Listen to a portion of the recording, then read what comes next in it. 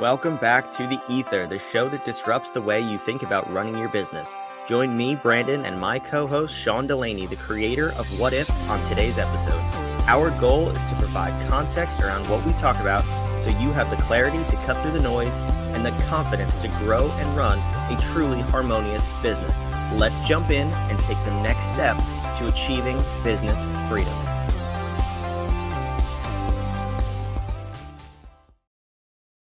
Yellow. What's crack-a-lackin', Mr. Sean? I'll tell you what. I've lost that loving feeling for everything. Hence today's show. Because what better example than us? What are our core values, Brandon? Is one of them the demonstration of the very thing that we're talking about? It is. And one of them is also about Prince. I don't know if that's the one you were looking for, but no, Brandon. So today, about us being the model, demonstrating what we're talking about, not just saying it, not just talkity talk like we hear a lot of people out there doing, and then they show up inauthentically without not really playing the game they say they're playing. We try to demonstrate what we're talking about, and it's no good to tell you when we're in a peak state, firing on all cylinders, and you are not. It doesn't do any good for us to talk to you from here as if you should be here without leading you up here to a different state. That would be a crappy thing to do. So today, when you said to me, we're talking value chains, and I said, no, different topic. I don't feel it. And you're like, what about this and this? No, I don't feel it. Not feeling it today. Like so many of our clients, avatars, constituents, friends, family, today we're just not feeling it. And we don't always feel it. As the business leader, as the torchbearer, you wake up and you look at it and go, I'm not picking it up today. I don't want to. I don't want to. I don't feel it. I don't want to do it. I don't like it. Boo-hoo, wah, wah, wah. That's what we do. Some of us, at least. Me, when I'm this way. So, I didn't like any topic. And we said, let's just do this topic. Let's show people how you get yourself from this place where you're feeling like this and you're annoyed at everything and you don't want to get there. How do you bring it back? How do we start to bring it back, Brandon? I know how I question. And that's why. So for me, why am I kind of cranky? I don't know. It feels like you just woke up this way. So let's distill things down to what the essence is. Let's take a moment and say, all right, boo-hoo, wah, wah. Let's put things in perspective. Let's just for a second go, all right, here we are. We're going to do this. We're going to unpack it. That's what we're doing for the next 20 minutes. So let's be present. Nobody's dying. Nobody's getting shot at. Nobody's starving to death. Nobody has a terminal illness. Right here on this moment, in this space. What are we talking about? We're talking about business. Okay, that's fine. We know how to unpack that. We know how to distill things down to the essence. So where are we in reality? Doesn't really matter right now why we're cranky, but where are we? We have tons of opportunities in front of us. Hell, that's the reason I'm kind of cranky, because I don't control any of those opportunities. We have partners in each one of them and circumstances that are beyond our control. Let's just put a little sticky note around what you just said about you don't control any of those opportunities. We'll circle back to that at the end, but go ahead, proceed. So it's hard then to get any energy from them.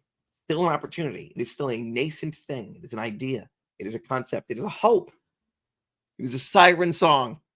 But there's nothing to celebrate yet. We've done nothing for it. We haven't manifested anything. It's still just there percolating in the ether. We have to just wait. Just wait. Okay. So that, for me, because I know this now about myself, makes me feel like the world is chaos. And so let's come back to the first things, first principles, because what do we do here? We distill things down to the essence. The rest is noise, static, nonsense. What do we know? And what can we rely on? Let's get down to the essence of things. First differentiator for how people look at the world is the world chaotic? Is it against me? It is something I need to struggle against. Is it something that I need to hammer into form? Does it happen to me? Or is the world a benevolent place? A place that supports me, that wants me, that needs me, that loves me, that happens for me and my growth, that obstacles manifest because all expansion in the universe only happens because of polarity. It is the wave motion engine that runs underneath all things. I know this. When I talk to a person like Dr. Zana from Human Op, we feel this and we know this because she channels this energy. She understands that wave motion engine through life. So it's there. We know it's there. We feel it all the places, all the time. You see it everywhere you look. Great. In my heart, I do feel like it is a benevolent place that is happening for me and not against me. So instantly, I'm on the right side of the positive energy equation because I've just said, wait, for me to be cranky and upset, I don't control things, it's going to go south unless I'm manipulating something or creating order, not manipulating. That would be the really, that's the negative side. Negative. That's the not that is the weak side of your driver. The weak side of my driver of creating order is, well, I got to manipulate it somehow by orchestrating processes and procedures in order to make the right outcomes happen for the best of everyone. So we're not doing that. We're allowing it to happen because it is not a violent, detracting place. It is a benevolent, positivity, abundance-giving place. Okay, so we know that. So now already that feels better. Because before you were asking me to sing a song, let's do value drivers. Hey, but shut up. What are you talking about? I'm not doing it because I couldn't even, it sounded like dissonance to me because I just wasn't anywhere near being able to hear those positive notes being played. Okay. So we're back on the place that this is happening for us, not against us. All of these things are going to happen. And if they don't happen, we have so many opportunities. We couldn't accept them all if we got them all. We couldn't accept them all if we got them all. We couldn't even accept them all if we got them all. So some of them might not happen. Or they might. We'll figure that out. But it will be for the benefit of all. We know that. So, okay. So well, pause for a second because this is important because yes, this is about us not having the mojo, which happens to leaders all the time. But the most common response that I see, and I told you this happened with a client literally yesterday, as of this recording, is the common response from people is to basically, I don't even know, bro shake you into just be going harder and doing more. And like, if I were to say to you this morning when I was like, value chains, yes, this is what the people need. And you were like, no. If I were like, Sean, just bro up, man, value chain, we're doing value chains, get jacked up, let's go. What's your response in that context? You know me. What do you think my response would have been? You'd say piss all the way off, and you'd hit the little red button and leave this screen. I would say I wouldn't have said piss. I might have said. You would have said a stronger word. I'd have said you can get all the way off my back. And how about this, Brandon? How about this, Brandon? There is no ether. You can go do your own little show. There is no ether. You're not pushing it. Anyway, I would have, some ridiculous, I'm going to take my ball and go home response because I'm telling you the engine is running hot and you're telling me, bro, gas. Harder. Yes. Do more. That's dangerous advice and stupid advice. Really, if the person is not, if they have that much friction in the engine to tell them to rev it harder, I'm sure but it's like, I scraped my knee, rub some dirt on it, you're fine. That's 1970s parenting advice. I still do say that to my kids, just for the record. And shout out to Edwin. Edwin's dropping by to say hi. Edwin loves the topic. Edwin, we love you. Thank you for commenting and participating in the live stream. Love so, Okay. So what do we have to do then? Because we understand where we are. We have to acknowledge the fact that we're just not feeling it, and that's okay. Well, so first thing is first decision, is the world against me or for me?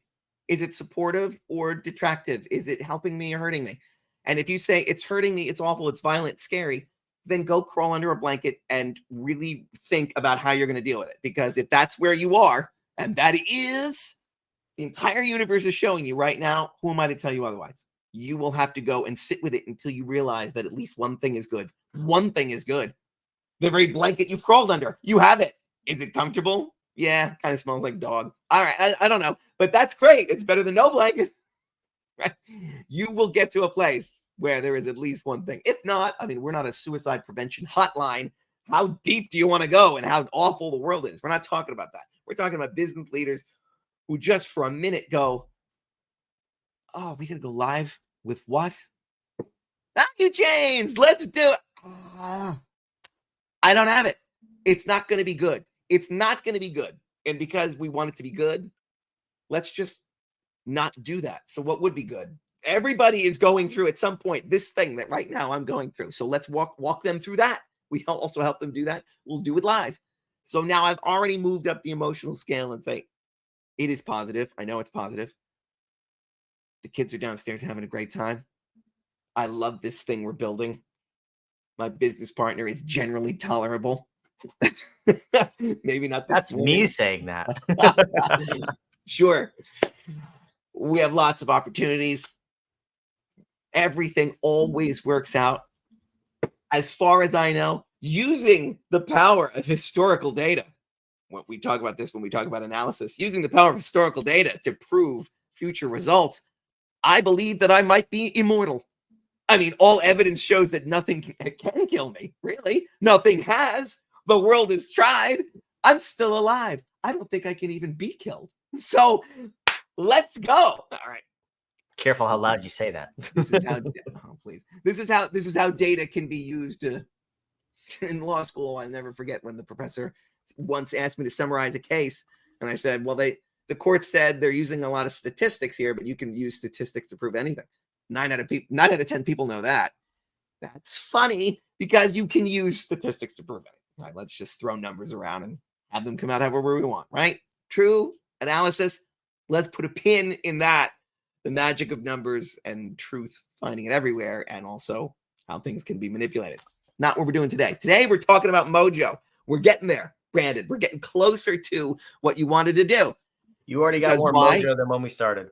We're talking about some order here, some things that we know, things that we believe to be true, things that then align to say that maybe things are rosier than I thought. Maybe I just need a nap. Maybe I just need to put a little order around something because I know my drivers, thanks to the power of human up and their beautiful technology, I know what my drivers are and forces are. We can talk about that in a second if you want. But this is for everybody who doesn't have access to that yet. Again, opportunities, hope. I'm getting whiffs now of hope of things coming together. And I'm thinking about all the people who do love this show, love your show, love all the shows and all the things connected to What If. I have had people ask me more about this symbol in the last couple of weeks than I ever thought would happen in my entire life. We are building a glorious thing here. And yes, while the topic to me seems like, haven't I talked ad nauseum about it? Had we talked today about value chains and the power that they bring to entrepreneurs, I am sure that the right person would have heard it at the right time and would have built some glorious structure that they never had before. They would have gotten a new lens, because it's a different lens, a new lens to look at their business and see truth flowing right through the middle of it, such that they, with clarity, such that they could never be fooled again by anybody talking process automation and all that jibber jabber that gets thrown around it. They would have seen through it, like Cyclops, the X-Man, burning through all the crap in front of him with his laser vision. They would have seen that value there. That sounds like a good topic. Brandon, I don't know why we aren't talking about value chains today. Quite And frankly, we're back. 14 minutes and 52 seconds. We got him there, folks. I don't know He has why arrived. we're not talking about value chains. The value there is exquisite. So, Brandon, please. Was that quick? That probably was quick. It probably was seen very quick. I'm ready to listen to music. I'm ready to get there. That's probably pretty quick. Why? Because we flex this muscle all the time. This is a legitimate feeling I'm feeling right now, by the way. I know it is because I know you, but can we explain the behind the scenes of what just happened so that Please people do. can understand? So Please this is where the human ops side of things comes in. We are not experts on the technology, but we use it ourselves, and we've been exposed to the assessment. Again, I'll put this good, even idiots can use it. exactly. Yes, that's what we're saying. So you don't need to be a quantum physicist to understand this, but what we need to just kind of lay the foundation on is that every human being is unique, like a fingerprint. Our personalities and our makeup is all unique to us. So all of those other personality assessments, DISC, what's that other the Enneagram, the 16 forces or whatever, they're all out there. Personalities, yeah. What they do is try to put you in buckets where you're, it's the 80-20 rule that we use. Like it's most of the way there, but it's not the fingerprint of you, right? So when we use this technology with our clients and their teams to understand who we are at our core and who the people working for us are, we know every little detail about them. So that's the baseline, right? Like let's get that established. For you to get the mojo back, we need to understand what drives you, what motivates you. I don't know. You're a little bit, no, I'm just kidding. We do know what drives you. So your two main drivers or motivators are creating order. Remember that post-it we put in this episode before, and optimism. And for anyone listening to this episode or watching the episode, those two things were the common theme of everything you have talked about up until this point. And it took you 14 minutes to get your mojo back. Now, I have one more thing to add to that, but I want to hear your feedback on that so far. How did you go through that? So it was first going back to the first place that I could see. So using our process of mental distillation to go back to the essence of what is the first fundamental truth that I can find. I do believe that everything happens for us, not against us. So whatever I'm going through right now is a positive motivating force. It's gonna help somebody, whether me or someone else. Now I'm ready to talk about it. Now I'm ready to do something about it. So then how do I construct some kind of order around this? As I'm doing this, let's walk up the chain. That's order. I have a model for how to do it. So then let's start finding other positive things so we can get some gravitational force here. We can get some momentum towards the positive. Not in a manufactured way, not like, oh, and I like bunnies, and bunnies are soft. Like I don't think that's it. I feel like you got to start digging yourself out of the hole that you are in, which is, this sucks. I can't control these things. They're never going to happen. And then you go, wait, they are going to happen. Right? There it is again. Order, right? Order. So it's like I can trust that the universe has got it. The parts that I'm not laying down the order for, I am laying down order. So when these things happen, they will manifest far faster, further, and funner, because that's what I'm being asked to do. Lay down that ground. We're laying that groundwork down. And I know that these things are going to be huge, and they're going to be so huge. Now we're getting pumping in the positivity part. They are world changing. That's what made me fall in love with them at the start. Let's get back to there. Not my why. Why do you do everything? Like, start with why, yes, but we don't have to go there. What is my purpose in life? We're talking about here, this right now. What was the problem? Why was I in a pit? Because I couldn't make one or two of these things manifest as fast in my timeline instead of God's timeline. So that delta is imposed by me. I'm the one doing it. Why does it have to be done today? It doesn't have to be done today. God says next week in ways that are better than I could have dreamed. Why do I have to do it today? I do the parts that I can control today, which is bring order to things, produce this show, bring value to everybody in the sound of my voice. At the end of the day, when I look back, those are the things that I'm counting anyway. I don't end every day with a scorecard of saying, did I completely change the fucking world I live in? That is not the scorecard, because I'm going to feel really depressed most of my life. Okay. I'm going to be a sports fan who can only be happy if my team wins the Stanley Cup. Oh, you're going to have a lot of heartache. Why even do it then? How about let's have the scorecard. Was the game awesome? Did I have fun? Did me and my kids laugh? Did we share a great time? Were there some great memories? Oh, and my kid's favorite player got a hat trick. There's far more of those in the world that we can celebrate because that's what the world is. It's the journey, not the destination. So cut the noise. So now this is me coaching me. If it helps anybody else, great. But this is me saying, it's not about that. It's about the journey. And the part that you're building is beautiful. And when it does happen, it's going to be more beautiful and effective and powerful and world changing than it would have been without you touching it. So be happy for your partner. Play those notes. Pick up the torch. Be the front man. And let's go do the thing that we love to do in the way that we love to do it. And so now here we are. And so that is now equal parts of structure and optimism. And I have a platform now to confidently speak to other people to say, it could be that fast. It could have been faster than 14 minutes, only because of the reps, number of times I've done it. Could have been faster, but we were teaching it. You could spend longer with it. Who doesn't need to take? You can't spare an hour for yourself to get yourself supercharged and remotivated, realigned. You can't spare it. We got to grind the engine harder. Well, you're going to burn yourself out eventually. Sometimes you got to stop for a minute and say, am I where I need to be? Because whatever method you use for that, you got to meditate. Cool. You got to sit outside for 20 minutes. Great. You got to use the alter ego effect and flip into a different personality. I don't know how drastic you want to get with it, but there's lots and lots of tools for getting back on track, and they don't have to be woo-woo if that's not your thing, or they can be totally woo-woo if that's your jam. We play in all those places. But that, I think, is what people need to hear, is that the world is probably more for you than against you.